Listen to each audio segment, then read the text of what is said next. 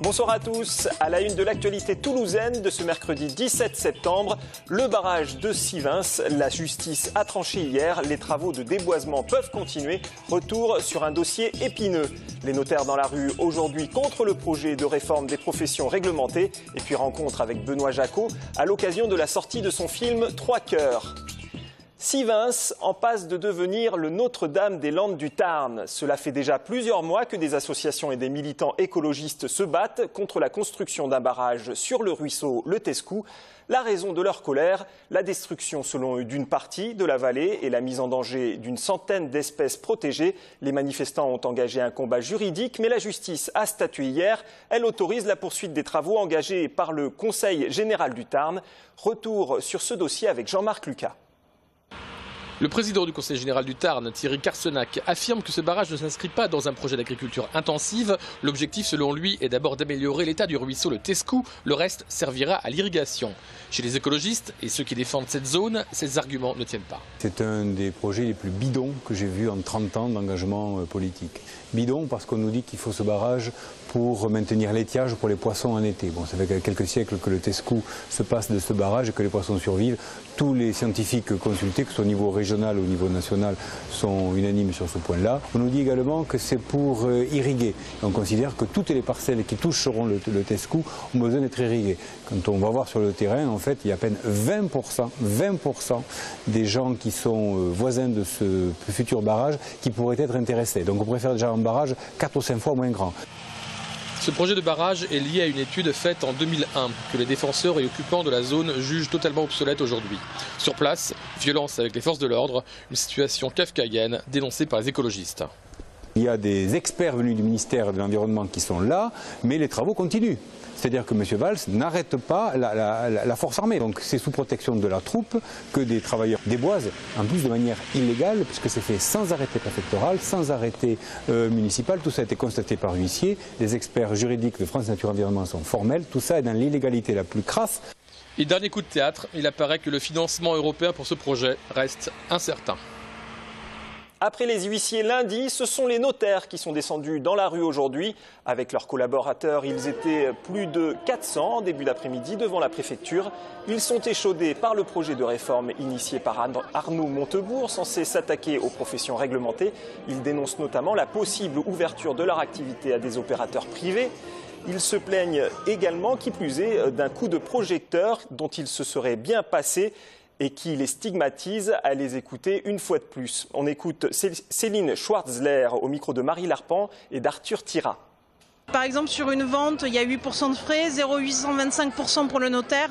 Le reste sont des taxes et des impôts que nous collectons chez les clients pour le compte de l'État. Nous sommes visés par une déréglementation de la profession notariale. Le risque, c'est une déréglementation donc tant tarifaire que sur le lieu d'installation, puisqu'aujourd'hui les notaires assurent un maillage territorial, y compris donc à Toulouse, mais en milieu rural, par exemple la Haute-Garonne, le Comminges, etc. Et si on met fin à la liberté d'installation, il y aura une concentration des notaires. Donc, notamment pour les gens qui vivent loin des très grandes villes, un risque de ne plus avoir de notaire à proximité de chez eux. Alors pour l'instant, le projet de loi n'est pas établi. Donc on espère une concertation pour définir justement les termes et l'étendue de ce projet de loi. Les avocats étaient également dans la rue aujourd'hui, mais pas pour manifester, pour donner des consultations gratuites, une première à Toulouse. 45 avocats se sont ainsi relayés, une bonne partie de la journée square Charles de Gaulle. Consommation, immobilier ou encore droit des étrangers, voici quelques-uns des thèmes abordés au cours des 315 consultations données. Jean-Luc Moudenc continue ses visites de quartier initiées il y a 6 ans. Le maire de Toulouse compte poursuivre ses rendez-vous au rythme d'un par mois afin de conserver un contact direct avec les Toulousains. Aujourd'hui, il s'est rendu à la Reinerie et à Bellefontaine avec plusieurs élus de la ville. L'occasion de consulter les habitants sur le grand projet de ville dont faisait partie la Maison de l'Image jusqu'à son élection. On écoute Jean-Luc Moudenc. J'ai retiré ce projet. Et j'ai dit à la maire de quartier, Marie-Jeanne Fouquet, et aux élus concernés, je vous donne 6 mois pour décider d'un nouveau projet, mais qui sera en adéquation avec les gens. Les gens, ils veulent une maison de quartier. ils veulent des services de proximité. Quand j'étais dans l'opposition, j'ai passé beaucoup de temps à aller dans les quartiers de manière très simple, à l'écoute. Et je me suis dit qu'une fois maire, ça serait une grande faute que d'abandonner cela et que de se réfugier dans un rôle institutionnel, officiel, uniquement avec des réunions dans mon bureau. Voilà. Et donc effectivement, j'ai souhaité être aux côtés de mes collègues, au contact des habitants en direct. Souvent, le réflexe, c'est de se dire « je ne vais pas vers les gens parce qu'ils ont des difficultés et je n'ai pas de réponse à leur apporter ». On n'a pas réponse à tout. Par contre, nous avons de la bonne volonté, nous avons une capacité d'écoute et après, on a une capacité de porter certains projets.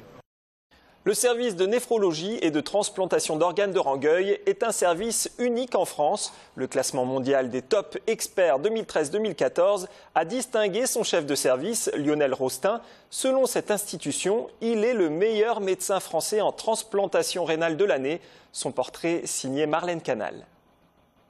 Pour Lionel Rostin, avec le titre de meilleur médecin français 2013-2014, c'est bien le travail de toute une équipe qui est récompensé, celle du département néphrologie et transplantation d'organes dans laquelle il travaille depuis 1986. Du plus loin qu'il s'en souvienne, il a toujours nourri une fascination pour la transplantation. Effectivement, pour la première greffe cardiaque effectuée par Christian Barnard en 1967 à Cape Town, j'avais fait mon petit quotidien où, de façon religieuse, quotidiennement, j'écoutais les infos à la radio sur le premier transplanté cardiaque. Et quand ma mère a retrouvé, il y a peu d'années, mon petit quotidien, j'étais ravi de voir que déjà, j'étais alors fasciné par la greffe. Greffe dont il n'a cessé de vouloir faire évoluer les conditions. Et si les donneurs décédés n'étaient pas suffisants, 550 personnes attendent un rein en Midi-Pyrénées pour 180 greffés par an. Il fallait pouvoir accéder aux donneurs vivants, ce que la loi autorise entre membres de la même famille ou amis, et de manière extrêmement réglementée. Cette année, en 2014, nous allons faire, parmi 200 greffes rénales à Toulouse, 60 donneurs vivants, ce qui est le chiffre le plus important de France. Alors bien sûr, quand on veut donner son rein de son vivant, parfois on a des problèmes d'incompatibilité de groupe sanguin, et ça arrive une fois sur 4 environ. Et donc on s'est inspiré du modèle japonais, où finalement les Japonais ont mis en place des techniques qui permettent de s'affranchir de ces barrières de groupe sanguin. Alors bien sûr, ces techniques sont à mettre en place chez le receveur, avant la greffe. C'est des techniques qui sont certes onéreuses, mais très bien maîtrisées, que nous avons mises en place à Toulouse. Et ainsi, nous sommes devenus, en France, le premier centre de greffe rénale pour ces greffes incompatibles sur le plan ABO, qui sont associées à un très bon résultat. Donc cela a été mis en place il y a 3 ans. Le néphrologue tient à dédramatiser le don de rein. L'opération se fait par cœlioscopie et nécessite 4 à 5 jours d'hospitalisation, puis 2 à 4 semaines de convalescence avant de retrouver une vie normale. Ce couple de sexagénaires vient de Guyane pour se faire opérer. Il s'agit d'un don entre époux. Dès qu'on a su mon état, je me rappelle, on était à l'hôpital, elle a dit je te donne mon rein.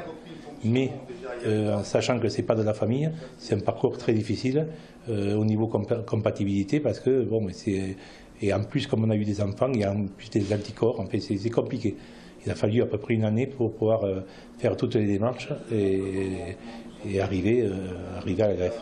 Je me sens très très bien, sans douleur. Je me suis levée ce matin, je suis allée faire ma toilette, je suis revenue. Bon, effectivement, m'asseoir aujourd'hui, c'est peut-être un peu tôt, ça me fait un peu mal, mais sinon, je n'ai pas de douleur interne ni rien. Un peu les cicatrices qui tirent, mais c'est normal. Quand on a passé 36 ans de mariage avec quelqu'un, on a envie que ça perdure, qu'on aille jusqu'au bout. Moi, je pouvais profiter de mes petits-enfants, pas lui. Et donc, moi, j'avais envie que cette vie-là, on la partage à 2. Cet homme doit se faire greffer le lendemain, une situation inespérée pour se dialyser depuis des années. Ce qui est extraordinaire dans cette histoire, c'est d'abord que sa sœur soit d'accord pour lui donner un rein, ça c'est la première chose, mais surtout, ce qui me paraît exceptionnel, enfin un peu original, c'est que mon mari, c'est lui qui a découvert, en lisant une revue spécialisée, que ce type de greffe était possible. Une greffe ABO incompatible. Donc en lisant une revue un soir, nous étions couchés et il m'a dit « Écoute Aline, je suis en train de lire un article. » Un article qui finira par changer sa vie. Pour Lionel Rostin, tout est possible au sein de ce service unique qui regroupe tous les organes transplantés, pas que les reins, et propose un suivi centralisé des patients transplantés avec des médecins et des chirurgiens de chaque spécialité. Le Castres olympique dans la tourmente, c'est le sujet développé par François Gall et ses invités dans le bonus rugby CO diffusé ce soir à 20 h. Pour le club tarnais, rien ne va plus. Il pointe à la dernière place du championnat. On regarde un extrait. C'est plus possible là de produire ce jeu-là. On n'est pas bon, c'est tout. La Rochelle qui prend un bonus offensif face à Castres. Le vice-champion de France. Inimaginable. Pas inimaginable. En début de saison, inimaginable quand même. Oui, mais parce que Castres, ils ont du mal à digérer. Ça fait deux années d'affilée qu'ils sont en finale. Ils se prennent pour les champions du monde. C'est très difficile à digérer. Le mec, à Castres, c'est un village. Quand ils s'en vont acheter le pain, c'est des idoles. Ils ont du mal à remettre les pieds sur terre. Ils pensaient que ça allait être beaucoup plus facile. Je pense que c'est quand même un groupe qui, à un moment donné, va savoir taper du poing sur la table, se dire les choses en face. Et cette année, elle va être très compliquée. Moi, je ne les vois pas qualifiés, malheureusement, Castres. Je ne les vois pas dans les 6. La sortie aujourd'hui d'un film très attendu, 3 cœurs, au générique une pléiade de stars, Benoît Poelvoorde, Charlotte Gainsbourg, Chiara Mastroianni et Catherine Deneuve. Ce long métrage est signé Benoît Jacot, Sophie Voinis et Greg Lamazer l'ont rencontré cet été à Toulouse. Une nuit, une ville de province, Marc rencontre Sylvie alors qu'il a raté son train pour retourner à Paris. Ils errent dans les rues jusqu'au matin, parlant de tout, sauf d'eux-mêmes. Quand Marc prend le premier train au matin, il donne rendez-vous à Sylvie, à Paris, quelques jours après. Ils ne savent rien l'un de l'autre. Sylvie ira à ce rendez-vous, Marc non, victime d'un malaise cardiaque. La vie continue, Marc cherche Sylvie, il rencontrera Sophie, sans savoir qu'elle est la sœur de Sylvie. Il n'y a rien de mieux que de filmer les histoires d'amour comme si elles étaient des histoires de crime et l'inverse. Voilà.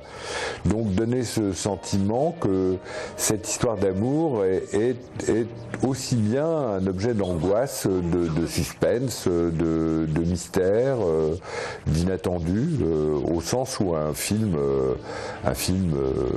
thriller peut l'être.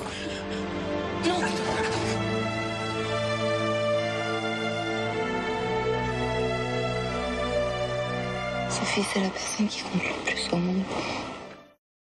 Cinéma toujours avec la venue de Bertrand Tavernier aujourd'hui à Toulouse. Il était cet après-midi à la librairie Ombre Blanche pour présenter une collection de livres, L'Ouest, le vrai. Il s'agit d'ouvrages ayant inspiré de nombreux westerns. Le cinéaste sera ce soir à 21 h rue du Thor dans le cadre des 50 ans de la Cinémathèque. Il y présentera L'Appât, un film sorti en 1994 dont Marie Gillin est l'actrice principale. Excellente soirée à tous.